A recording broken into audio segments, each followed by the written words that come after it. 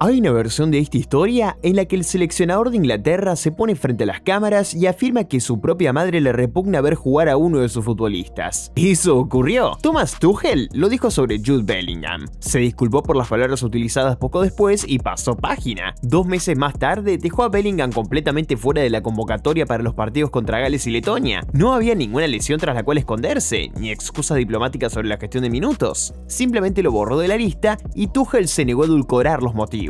Para cuando se anunció la lista del Mundial en mayo, el debate se había endurecido hasta convertirse en un consenso generalizado. Jamie Carragher esperaba que Morgan Rogers fuera titular por delante de él, y advirtió que esa decisión podría definir el torneo para Inglaterra. Algunas columnas periodísticas fueron más allá y sugirieron que Bellingham debía quedarse en casa. Durante el mandato de Tuchel, solo había conseguido ser titular en 4 ocasiones. En la concentración de marzo, viajó, entrenó y se volvió a Madrid sin jugar un solo minuto. 6 partidos después, ya en el Mundial, lleva 6 goles. Inglaterra está en las semifinales y quienes escribieron esas columnas se han quedado muy callados. Esta es la historia de cómo el futbolista más criticado de Inglaterra se convirtió en el más importante de todos. Y también es la historia de un sesgo tan arraigado en nuestra forma de ver el fútbol que casi nadie se da cuenta de que lo sufre. Empecemos por su temporada a nivel de clubes, porque es imposible entender el ruido sin ese contexto. Bellingham estaba jugando con el hombro izquierdo dislocado desde 2023. Usó una protección ortopédica durante 2 temporadas. Le decía a cualquiera que le preguntara que estaba harto de que el hombro se le saliera de sitio cada vez que un rival le tiraba el brazo. Le decía a cualquiera que le preguntara que estaba harto de que el hombro se le saliera de sitio cada vez que un rival le tiraba del brazo. El Madrid retrasó la operación para que pudiera jugar el Mundial de Clubes. Finalmente pasó por el quirófano en julio y no debutó en Liga hasta finales de septiembre. Regresó a un club que se estaba desmoronando a su alrededor. Xabi Alonso perdió el control del vestuario y se fue en enero, un día después de perder la final de la Supercopa ante el Barcelona. Álvaro Arbeloa tomó las riendas y perdió su primer partido contra el Albacete, lo que dejó al Madrid fuera de la Copa del Rey. El Bayern los eliminó de la Champions League, el Barcelona ganó la Liga. Por primera vez en mucho tiempo, el Real Madrid terminó una temporada en blanco y el internacional inglés en el centro de su mediocampo ofensivo acabó el año con 8 goles en 40 partidos. Así que los argumentos en su contra no eran inventados, se basaban en pruebas reales. Lesionado, fuera de forma, marginado, jugando en un equipo en caída libre y compitiendo por un puesto contra un centrocampista del Aston Villa que había sido titular en 12 de los primeros 13 partidos de Tuchel y había jugado todos los encuentros de clasificación para el Mundial. Morgan Rogers atacaba los espacios, presionaba como un delantero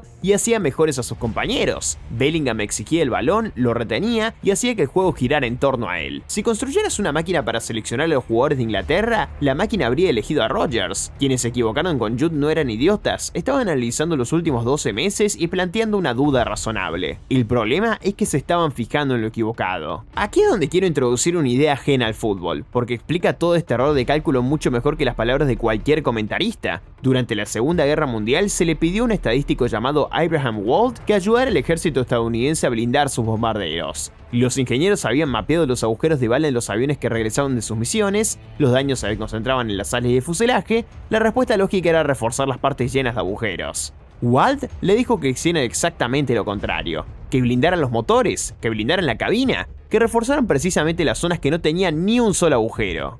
La razón es muy simple una vez que la escuchás. Los aviones que él estaba estudiando eran los que habían logrado regresar. Los agujeros que podía ver eran por definición daños a los que podía sobrevivir. Los aviones que recibían impactos en el motor estaban en el fondo del océano y nadie los estaba analizando. El fútbol hace esto constantemente y lo hace con la personalidad. La arrogancia es un agujero de bala que se puede ver. Los brazos en alto, los gestos, el grito de quién si no, tras el gol de chilena contra Eslovaquia. Es ruidoso, es evidente, es fácil de recortar y subirle a las redes sociales, y por eso se percibe como el defecto contra el que hay que blindarse. Mientras tanto, el daño verdaderamente letal, el jugador que desaparece en silencio en una semifinal, el talento que jamás pide el balón cuando el partido pende de un hilo, ese daño es invisible, no genera un video real, solo produce un encogimiento de hombros y un comentario pasajero sobre cómo tuvo un mal día. Así que castigamos a los ruidosos y perdonamos a los silenciosos, convenciéndonos de que estamos siendo rigurosos. Bellingham se ha pasado toda su carrera internacional siendo atacado por el motivo equivocado. Las críticas nunca fueron realmente sobre fútbol, eran sobre los decibelios. Y aquí está la clave que desenmascara todo el asunto. Si esa arrogancia fuera real, si fuera esa fuerza corrosiva que aleja a los compañeros de equipo tal como la describen,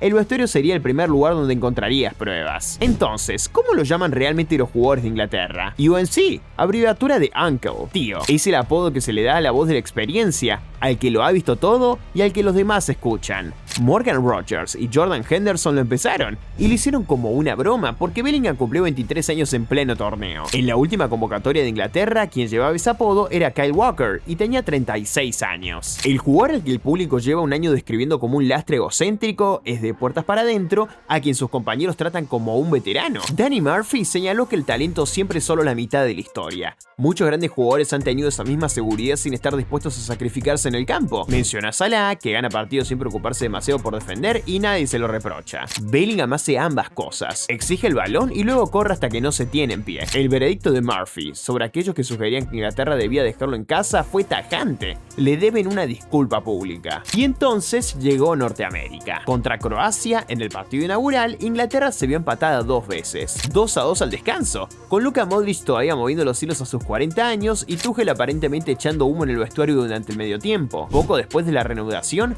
Bellingham se internó en el área y marcó el gol que puso Inglaterra 3-2 arriba. No volvieron a ir perdiendo. Contra Ghana, un empate a 0. Inglaterra inofensiva y Bellingham nombrado jugador del partido en la noche en la que rompió un récord de Wayne Rooney, convirtiéndose en el jugador más joven en alcanzar las 50 internacionalidades. Dijo que no merecía el premio, que era para un defensa ganés. La reacción en internet, aficionados llamándolo sobrevalorado, acusándolo de pasearse con la arrogancia de Cristiano Ronaldo y el talento de Joe Allen. Ese es el delator, cede al mérito de un récord nacional y la respuesta sigue centrada en su forma de caminar. Contra Panamá, Inglaterra volvió a pacar de falta de ideas. En el minuto 62, Bellingham enganchó el balón en un córner y lo mandó a la red. 5 minutos después, sacó el centro que Harry Kane remató de cabeza, batiendo el récord mundialista de Gary Lineker. Inglaterra pasó como primera de grupo. En Ciudad de México, el Estadio Azteca, altura 80.000 espectadores y un anfitrión invicto. Inglaterra empezó perdiendo, pero en solo 98 segundos Bellingham marcó un doblete ante una multitud diseñada para devorar vivas a las selecciones visitantes.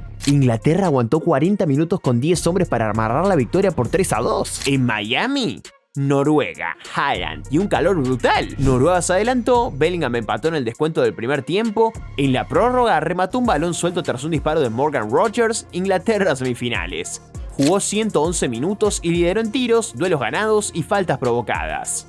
Pon sus estadísticas de este torneo junto a las críticas. 6 goles en 6 partidos. 5 de esos goles empataron el partido o pusieron a Inglaterra por delante. 3 le dieron a su equipo una ventaja que jamás perderían. Igual a Kane, colocándose junto a Gary Lineker como los únicos ingleses con más de 5 goles en un mismo mundial. Es el primer centrocampista inglés de la historia en marcar 4 o más en un torneo. Y el dato lapidario: ha marcado un doblete en 2 partidos consecutivos de eliminatorias mundialistas. El único hombre en lograrlo fue Diego Maradona en 1986. Gary Neville, desde la cabina de transmisión, admitió no haber visto nunca un jugador impactar un mundial como Bellingham. Lineker deslizó que podría acabar siendo el mejor futbolista inglés de todos los tiempos. Haaland dijo que Inglaterra es afortunada de tenerlo. Morgan Rogers, el hombre que iba a arrebatarle el puesto, calificó la idea de dejar a Jude en casa como ridícula, destacando que termina los partidos exhausto por darlo todo por el equipo. Esto nos devuelve a Tuchel, porque no es la historia de un entrenador que se equivoca. Tuchel y Bellingham llevan 18 meses en una guerra de voluntades. 2 egos descomunales, Bellingham quería libertad, Tuchel quería sistema. Tras la exclusión de octubre, Bellingham lo entendió. No recurrió a las rabietas, regresó en noviembre, esperó su momento y cuando llegó al Mundial, no suavizó ni un ápice de su personalidad, simplemente empezó a ganar partidos de fútbol. Incluso tras ganar en Noruega, Tuchel tildó el juego de descuidado y Bellingham respondió a cámara que quizás su míster no sabía lo que era jugar bajo aquel calor. 2 egos chocando el público la misma noche que llegan a unas semifinales. Eso no es disfuncionalidad.